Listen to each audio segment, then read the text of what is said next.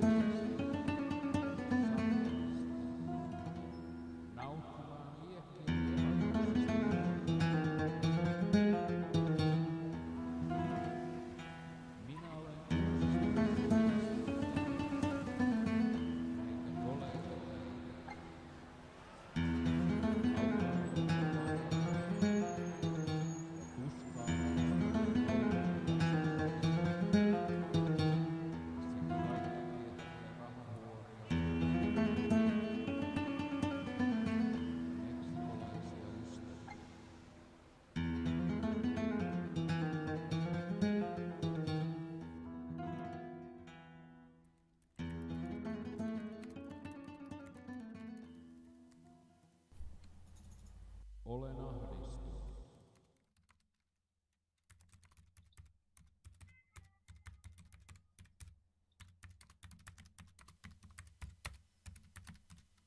Olen ahdistunut. Olin jollain tapaa paniikissa ja mietin koko ajan ajaessani 90 kilometrin tuntinopeudella pitkin soratietä, että selviänköhän minä koskaan tästä metsästä pois.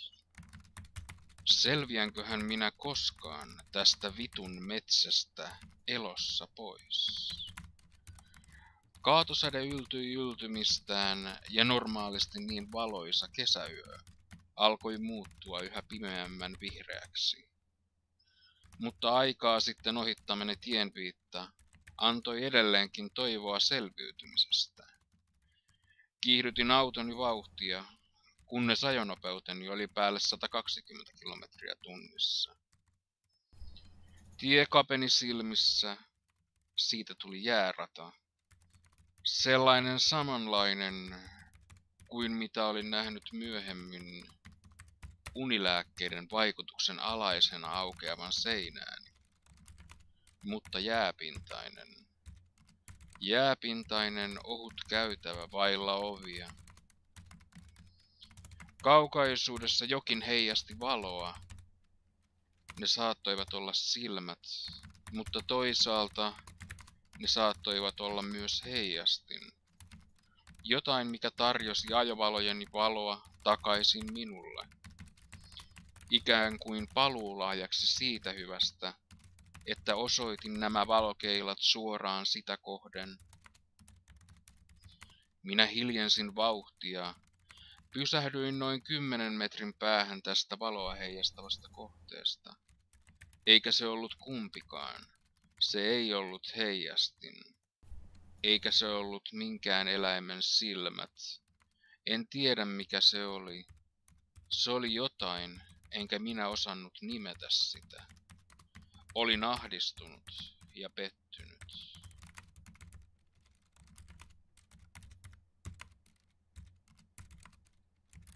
Avasin autoni oven ja laskin jalkani ulos kaatosateeseen.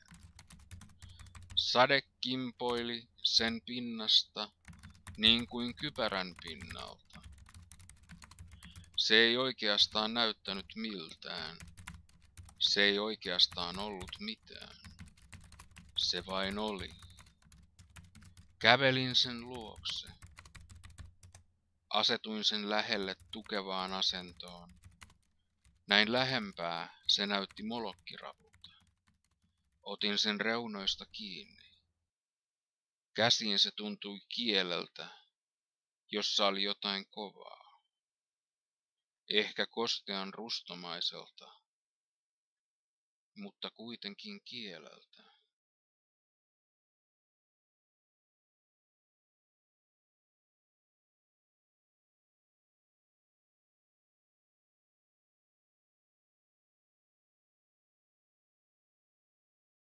Mikä näissä valoissa ja tässä ajassa minut pitää hereillä?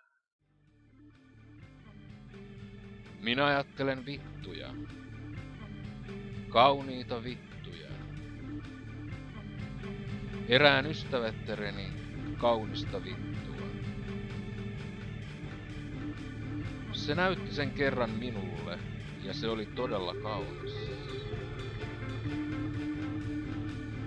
Kerran jos toisenkin nuoruudessani minulla oli mahdollisuus kosketella sellaisia naisia, joiden vartalot olivat kuin hauraita patsaita, perhosen vartaloita, mutta lihaa, nahkaa ja lämpöä. Me juhlimme paljon, olimme alasti bileissä, nussimme ja naimme. Ne olivat juhlia parhaimmillaan. Ne olivat asunnossa. Me juhlimme viinin voimalla pitkälle aamuun. Söimme lihaa ja vaaleaa leipää. Se oli kesää. Niiden aikojen ei olisi halunnut päättyä, kun miettii näin jälkikäteen.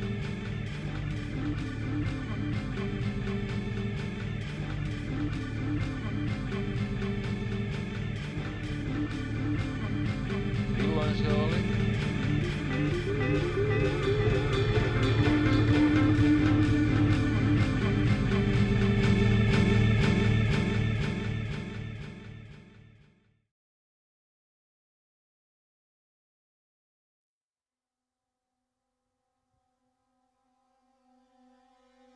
Kuuntelin kuinka lumihiutaleet suhisivat ikkunani takana, niin kuin vastasytytetyt tulitikut tai käärmeet kuumassa kesällä.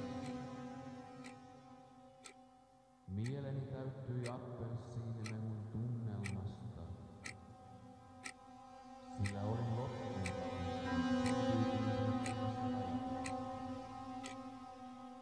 kiikkumassa trapetsilla, jonka alla isolla kentällä menestyksen viimeiset odottivat suut auki minun lyödyn varpaani putoamista niiden veriseen sydämeen. Mutta sitten sain siilet katsomon köyhimmän miehen selästä. Otin ne vaivakkaa hänen ostaessaan popcornia 8-jalkaiselta hämähäkkimieheltä. Lensin korkeammalle kuin rähjäinen sirkusteltan harjakangas, ja räpyttelin siipiäni itätuulen myötäisesti. Mieleni teki lihaa ja sipulia, valkoista leipää, leiritulta, maissilastuja, olutta ja vahvaa tomaattikastiketta. Sitten lääkäri tuli huoneeseen ja laski viileän stetoskoopin kolikon muotoisen pinnan kyljelle. Sanoin venäjäksi tai Israelin kielellä jotain sellaista, mitä en osannut kääntää millekään osaamallani kielellä. Televisiossa särisi virityskuva hänen askeleidensa tahdissa. Keittosuolaliuos putosi letkusta suoraan käteni sisään, päästäen ääniä aivoihini, jotka muistuttivat lavuaariin putoavia tippoja. Ja siinä me seistiin, takaperin kaikki pihan lapset. Sytyteltiin tupakoita ja kirottiin koulukirjojen antamaa käsitystä maailmasta. Kuinka kaikki ilo meissä oli kuollut sitä mukaan, kun olimme oppineet lukemaan. Stalinin leikkiessä televisiossa hiirien kanssa askeriin kuului pojalta, kuinka joku viilasi pilkkua vanhalla viinalla siihen muotoon, että sen ymmärsi tyhmänpäkin.